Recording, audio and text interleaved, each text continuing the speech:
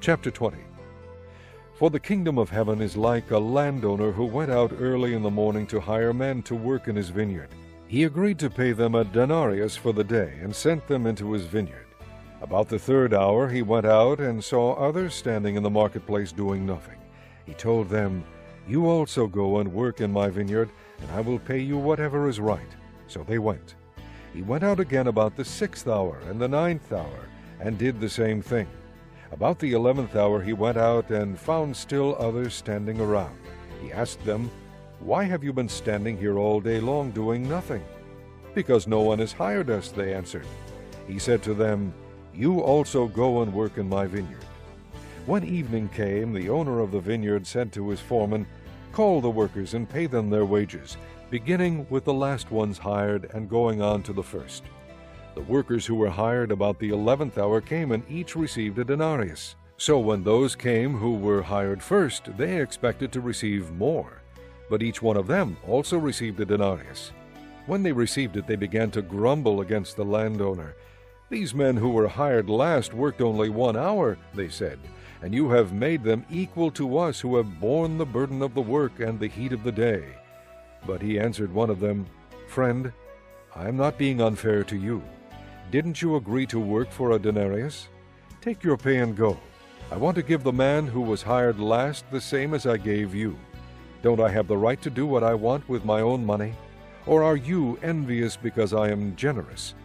So the last will be first, and the first will be last." Now as Jesus was going up to Jerusalem, he took the 12 disciples aside and said to them, "We are going up to Jerusalem, and the Son of Man will be betrayed to the chief priests and the teachers of the law. They will condemn him to death, and will turn him over to the Gentiles to be mocked and flogged and crucified. On the third day he will be raised to life." Then the mother of Zebedee's sons came to Jesus with her sons, and kneeling down, asked a favor of him. "What is it you want?" he asked. She said, "Grant that one of these 2 sons of mine may sit at your right, and the other at your left in your kingdom." "You don't know what you are asking," Jesus said to them. "Can you drink the cup I am going to drink?" "We can," they answered. Jesus said to them, "You will indeed drink from my cup, but to sit at my right or left is not for me to grant. These places belong to those for whom they have been prepared by my Father." When the 10 heard about this, they were indignant with the 2 brothers.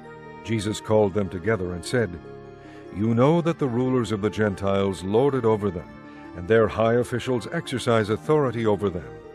Not so with you. Instead, whoever wants to become great among you must be your servant, and whoever wants to be first must be your slave, just as the Son of Man did not come to be served, but to serve, and to give his life as a ransom for many." As Jesus and his disciples were leaving Jericho, a large crowd followed him. 2 blind men were sitting by the roadside, and when they heard that Jesus was going by, they shouted, "Lord, Son of David, have mercy on us!" The crowd rebuked them and told them to be quiet, but they shouted all the louder, "Lord, Son of David, have mercy on us!" Jesus stopped and called them. "What do you want me to do for you?" "Lord," they answered. we want our sight." Jesus had compassion on them and touched their eyes. Immediately they received their sight and followed him.